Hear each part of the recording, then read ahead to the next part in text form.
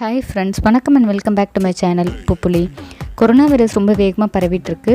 So safe distance maintain பண்ணிக்கோங்க. வீட்டிலே சேஃபாக இருங்க. அடிக்கடி ஹேண்ட் வாஷ் பண்ணிகிட்டே இருங்க. நாமளும் சேஃபாக இருப்போம், நம்ம ஃப்ரெண்ட்ஸ் அண்ட் ஃபேமிலியை சேஃபாக வச்சுப்போம். இன்றைக்கி நம்ம பார்க்க போகிற ரெசிபி கேரளா ஸ்டைல் ப்ரான் கறி.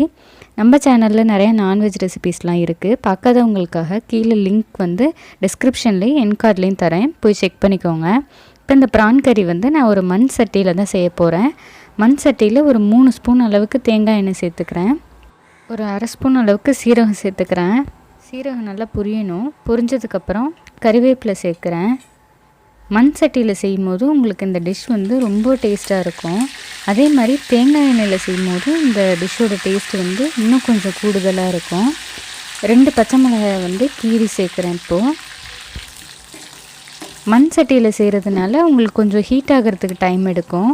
ஒரு வெங்காயத்தை ஃபுல்லுமே பொடியாக கட் பண்ணி சேர்க்குறேன். மண் சட்டி பார்த்திங்கன்னா ஹீட் ஆகிறதுக்கு ஒரு 5 நிமிஷம் எடுக்கும். அதுக்கப்புறம் நல்லா ஹீட்டாகவே இருக்கும். இப்போ அதை நல்லா வதக்கிக்கிறேன்.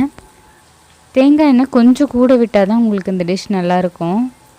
ஒரு அரை ஸ்பூன் அளவுக்கு உப்பு சேர்த்து இது வதங்கிறதுக்காக இப்போவே உப்பு சேர்த்துக்கிறேன். நான் ஒரு 2 நிமிஷம் போல் நல்லா வதக்குனிங்கன்னா வெங்காயம் நல்லா வதங்கிடும்.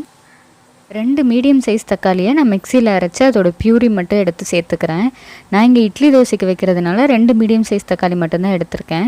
சப்போஸ் ரைஸ்க்கு சேர்க்குற மாதிரி இருந்தால் கொஞ்சம் கூட தக்காளி சேர்த்துக்கோங்க. நான் இங்கே 2 மீடியம் சைஸ் தக்காளி தான் எடுத்திருக்கேன். இப்போ இதை நல்லா ஒரு 2 நிமிஷம் நல்லா வதக்கிட்டு இதை மூடி போட்டு குக் பண்ண போகிறோம். அப்போ தான் உங்களுக்கு அந்த தக்காளியோட பச்சை வாடையெல்லாம் போகும். ஒரு 5 நிமிஷம் மூடி வச்சு குக் பண்ணிங்கனாலே உங்களுக்கு தக்காளியோட பச்சை வாடையெல்லாம் போயிடும்.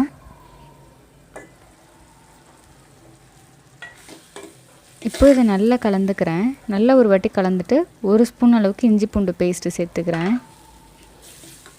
சேர்த்துட்டு இதோட பச்சை வாடையும் போகிறதுக்காக ஒரு 2 நிமிஷம் போல் வதக்குனிங்கன்னா பச்சை வாடையெல்லாம் நல்லா போயிடும். இப்போ இதுக்கப்புறம் மசாலா ஐட்டம்ஸ்லாம் நம்ம சேர்த்துக்க வேண்டியது தான். 1/4 ஸ்பூன் அளவுக்கு மஞ்சள்தூள் சேர்க்குறேன். ஒரு 1.5 ஸ்பூன் அளவுக்கு மிளகாய் தூள் சேர்க்குறேன். பச்சை மிளகாய் சேர்த்துருக்கேன். குழந்தைங்களுக்கு கொடுக்குற மாதிரி இருந்தால் பச்சை மிளகாய் சேர்க்காதீங்க. இப்போ ஒரு 1/4 ஸ்பூன் அளவுக்கு மிளகு சேர்க்குறேன். மிளகு ரொம்பவும் சேர்த்துறாதீங்க, கரெக்டான அளவாக பார்த்து சேர்த்துக்கோங்க. இப்போ இது ஒரு 2 நிமிஷம் நல்லா வதக்குறேன். இங்கே நான் காரத்துக்கு ஈக்குவலாக தக்காளியோட அளவு சேர்த்துருக்கேன். காரமும் புளிப்பும் உங்களுக்கு ஈக்குவலாக இருக்கணும். ஒரு 1/4 கிளாஸ் அளவுக்கு தண்ணி எடுத்து வச்சுருக்கேன். அதை இப்போ சேர்க்க போகிறோம். கொஞ்சமாக சேர்த்தாலே போதும். எதுக்குன்னா அது கரிஞ்சிராமல், மசாலாலாம் கரிஞ்சிராமல் இருக்கிறதுக்காக சேர்க்குறேன். ஒரு 2 நிமிஷம் வதக்குறேன். வதக்கிட்டு இதை மூடி போட்டு வேக வச்சா தான் உங்களுக்கு அந்த மசாலாவோட பச்சை வாடையெல்லாம் போகும். அதனால் இதை மூடி போட்டு ஒரு 5லேருந்து 7 நிமிஷம் லோ ஃப்ளேமில் வச்சுருந்திங்கனாலே உங்களுக்கு இந்த மசாலாவோட பச்சை வாடையெல்லாம் போயிடும். போனதுக்கப்புறம் தான் நீங்கள் ப்ரானை சேர்க்கணும். ஏன்னா ப்ரான் உங்களுக்கு 5 நிமிஷத்துலேயே வெந்துடும். ஆனால் மசாலா வாடை போகிறதுக்கு கொஞ்சம் டைம் ஆகும். இப்போ நான் 200 கிராம் ப்ரான் எடுத்து வச்சுருக்கேன், வாஷ் பண்ணிவிட்டு. அதை இப்போதைக்கு நான் சேர்த்துக்கிறேன். இப்போ நீங்கள் ப்ரானை முன்னாடியே சேர்த்துட்டிங்கன்னா மசாலா வாடை உங்களுக்கு இருக்கும். ப்ரான் நல்லா வெந்துடும், ஆனால் மசாலா வாடை இருக்க மாதிரியே இருக்கும். அதனால் ஃபஸ்ட்டு மசாலாவோட பச்சை வாடையெல்லாம் போனதுக்கப்புறம் ப்ரானை சேர்த்துக்கோங்க. இப்போ இதை மூடி போட்டு ஒரு 5 நிமிஷம் மீடியம் ஃப்ளேமில் வைக்கிறேன்.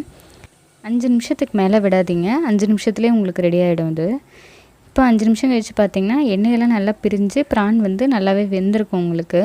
இந்த ஸ்டேஜில் 1 கப் அளவுக்கு நான் தேங்காய் பால் எடுத்திருக்கேன். அதை இப்போ சேர்த்துக்கிறேன். சேர்த்துட்டு இதை ஒரு வாட்டி நல்லா கலந்துட்டு ஒரு 5 நிமிஷம் போல் அதை நல்லா கொதிக்க விட்டிங்கனாலே போதும். உங்களுக்கு குழம்பு மாதிரி நல்லா ரெடி ஆகிடும்.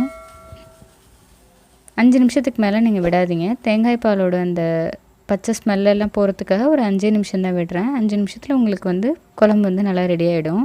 இப்போ குழம்பு நல்லா கொஞ்சம் திக்காகவும் இருக்கும், ப்ரானும் நல்லா வெந்திருக்கும். இந்த ப்ரான் கறி பார்த்திங்கன்னா ரைஸ்க்கு செய்கிற மாதிரி இருந்தால் கொஞ்சம் புளிப்பு ஜாஸ்தியாக இருந்தால் நல்லாயிருக்கும். மற்றபடி இது இட்லி, தோசை, பூரி, சப்பாத்தி, ரைஸ் எல்லாத்துக்குமே நல்லாயிருக்கும்.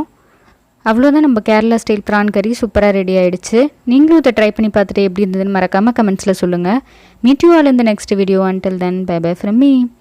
என்னோட சேனல் பிடிச்சிருந்தால் மறக்காமல் சப்ஸ்கிரைப் பண்ணிவிட்டு பக்கத்தில் இருக்க பெல் ஐக்கானை கிளிக் பண்ணிக்கோங்க. அப்போ தான் நான் ஒரு வாட்டியும் வீடியோஸ் போட்டேன்னா உங்களுக்கு நோட்டிஃபிகேஷனில் வரும்.